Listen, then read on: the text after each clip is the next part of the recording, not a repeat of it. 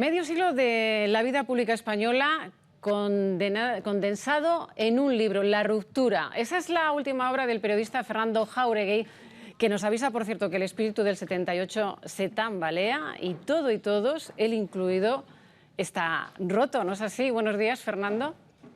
¿Qué tal? Buenos días, Isabel. Pues estamos un poco rotos, sí. La verdad es que la gente de mi generación, y no solo de mi generación, también de gente mucho más joven, pues como vosotros, hemos vivido toda nuestra vida bajo eso que se llamaba el juancarlismo, ¿no? Mucha parte de nuestra vida.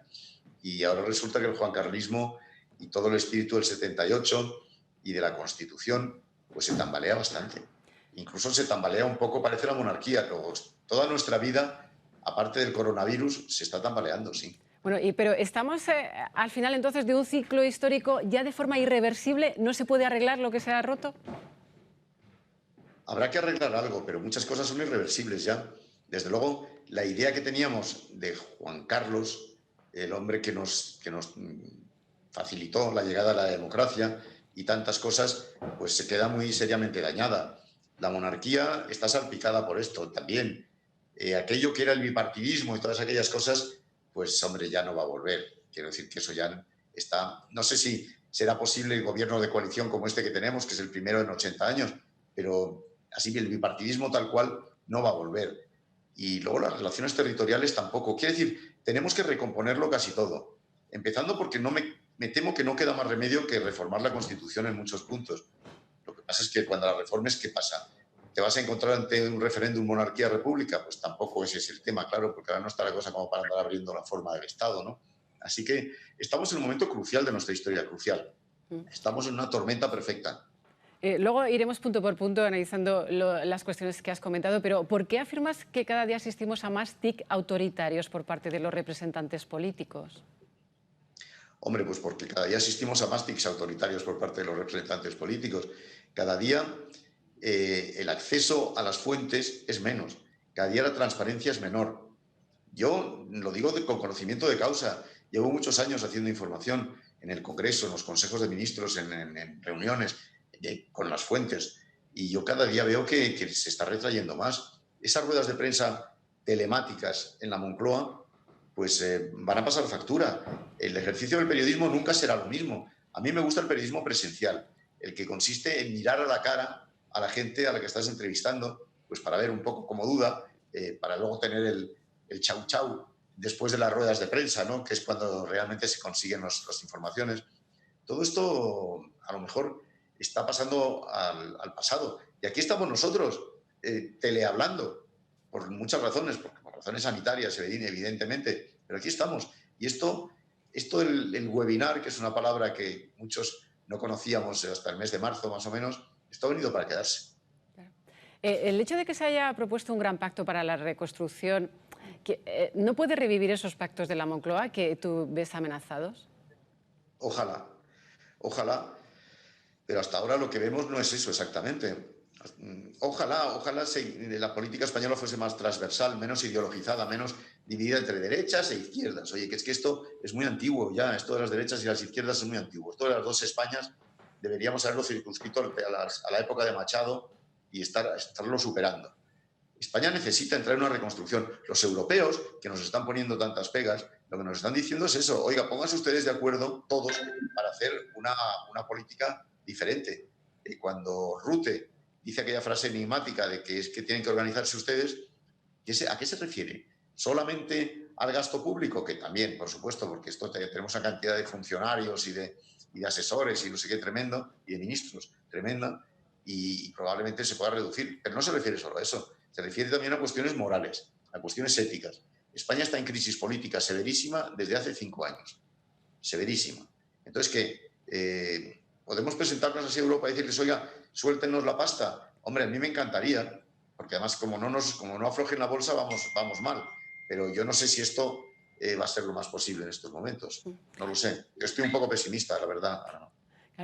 Bueno, tú has asegurado que para quien ha vivido toda la vida en este espíritu del 78, pues está siendo muy complicado. ¿Crees que las últimas revelaciones sobre los negocios del rey Juan Carlos son el último golpe a este modelo de convivencia?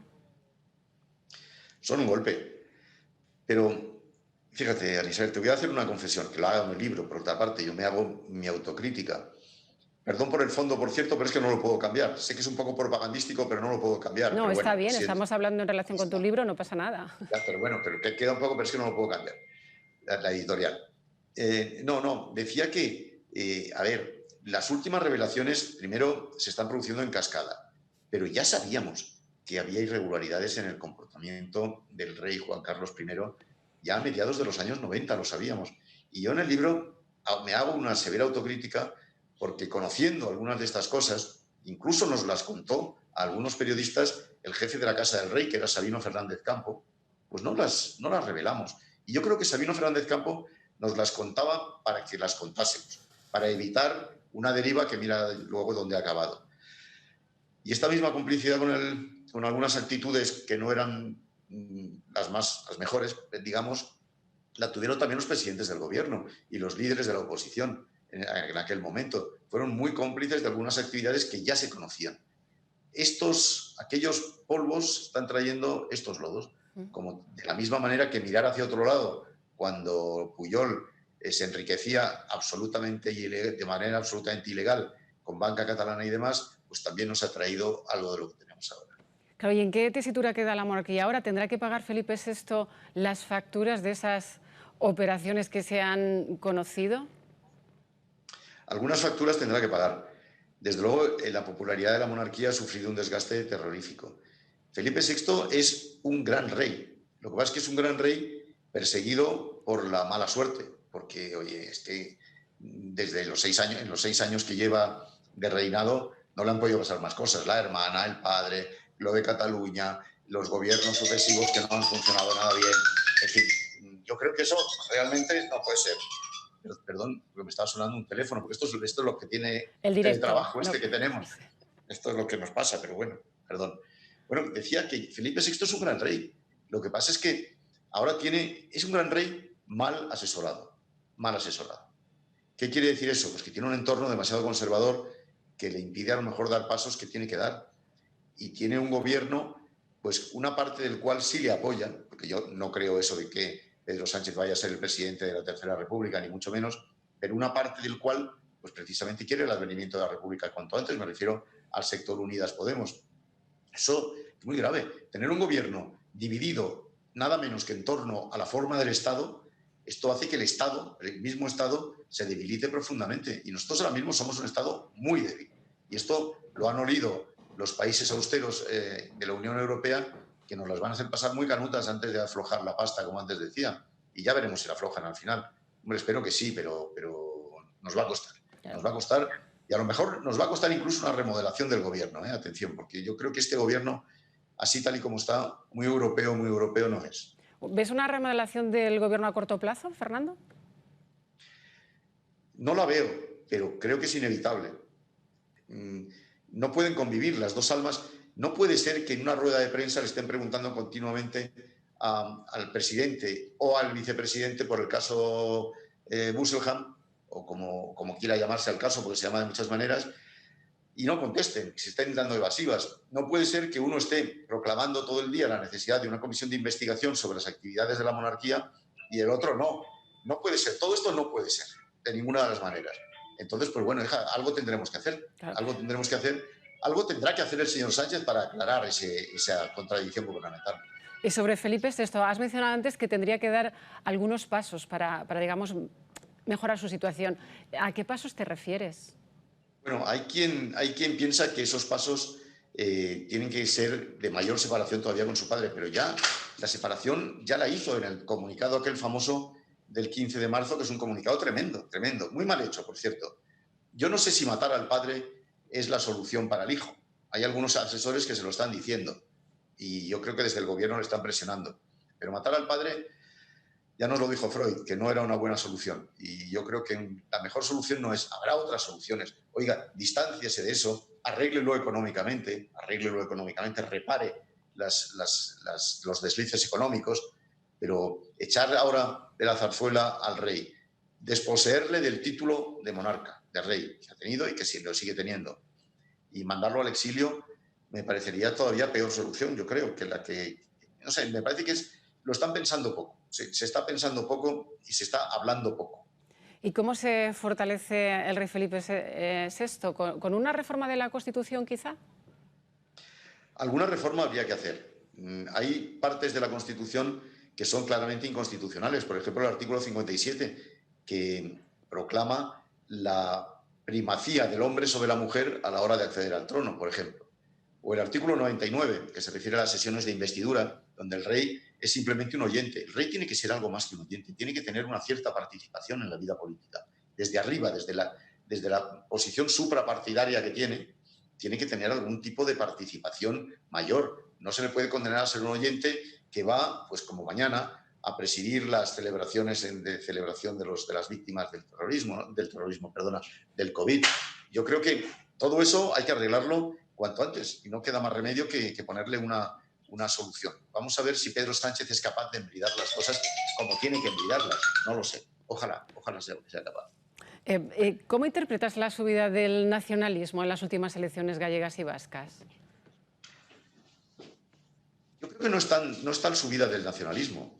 Yo creo que más bien hay un descenso de Podemos que aprovecha a algunos partidos nacionalistas que de alguna manera se van transformando, porque el Bildu de ahora no es el Bildu de antes, no nos engañemos, es otro tipo de cosa.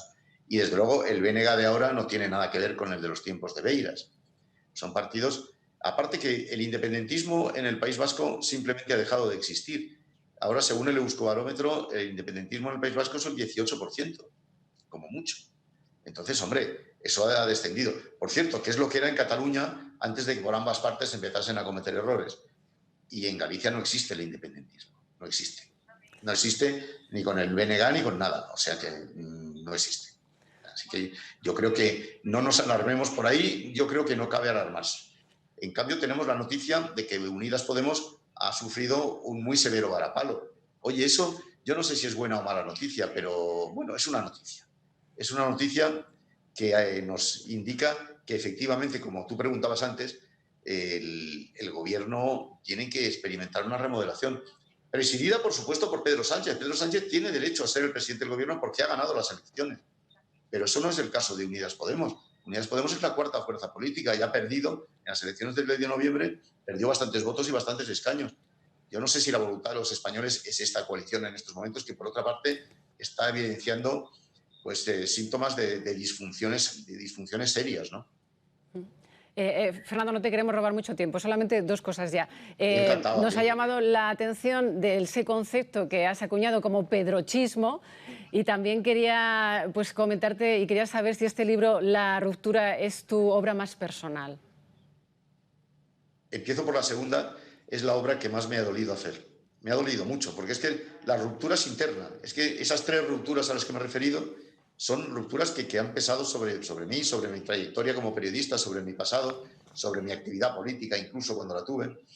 Y ahora pues estoy un poco desamparado, me siento un poco huérfano. Y somos muchos, es mucha gente la que se siente huérfana en esta situación.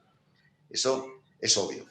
No digo yo que este libro me vaya a costar el exilio, como dice la editorial, lo ha puesto ahí en la contraportada, un poco propagandísticamente, pero desde luego amigos no me va a ganar.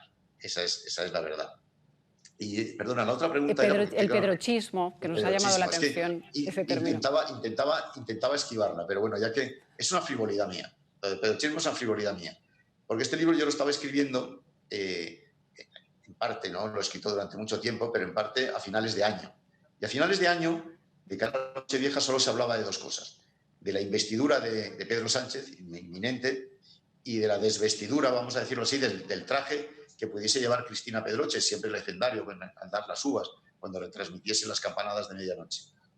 Y entonces se me ocurrió pensar que este es un país que vive de la imagen, del pedrochismo. El pedrochismo, Pedro y el chismo, y Pedroche.